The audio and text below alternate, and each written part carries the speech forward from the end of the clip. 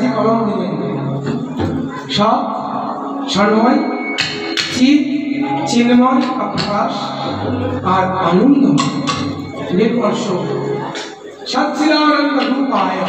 আরে ভগবানের রূপের বর্ণন কি? সচ্চিদানন্দ। তারপরে বলা হয়েছে বিশ্ব উৎপত্তি আদি হে তবে। ভগবানের কাজ কি? ভগবানের কাজ শুধু মাখন মিশ্রি খেতে ভগবান আসেন নাই পৃথিবীতে, এই লাড্ডু মালপুয়া খেতে আসেন না। ভক্ত যখন কষ্ট পাবেন, সাধু দিকের উপর যখন অত্যাচার করবেন, করা হবে,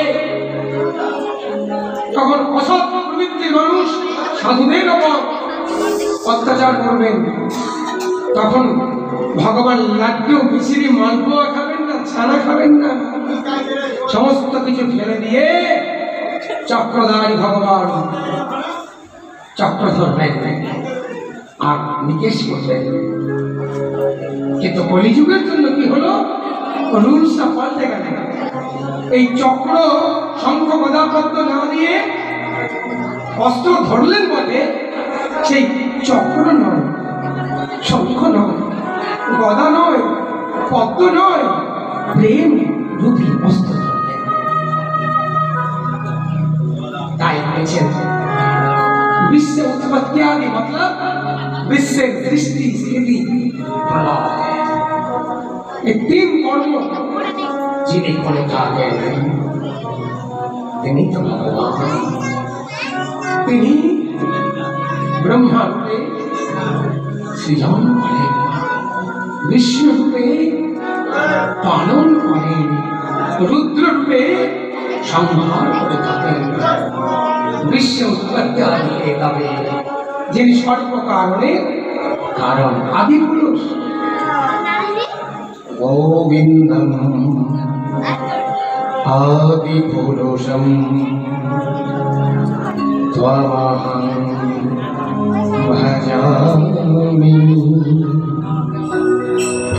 গোবিন্দম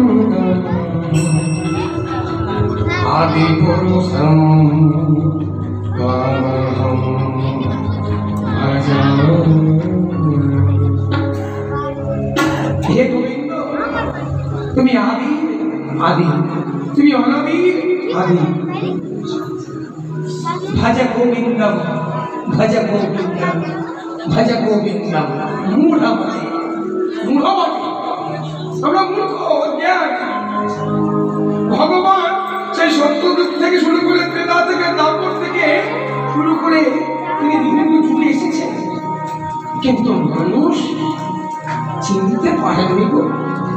এত কাছে কাছে ভগবান ঘুরে বেড়ান, কাছে কাছে ধরা দেন, কিন্তু আমরা ভগবানকে চিনে চিনতে পারি না। এটা দুর্ভাগ্য আমার।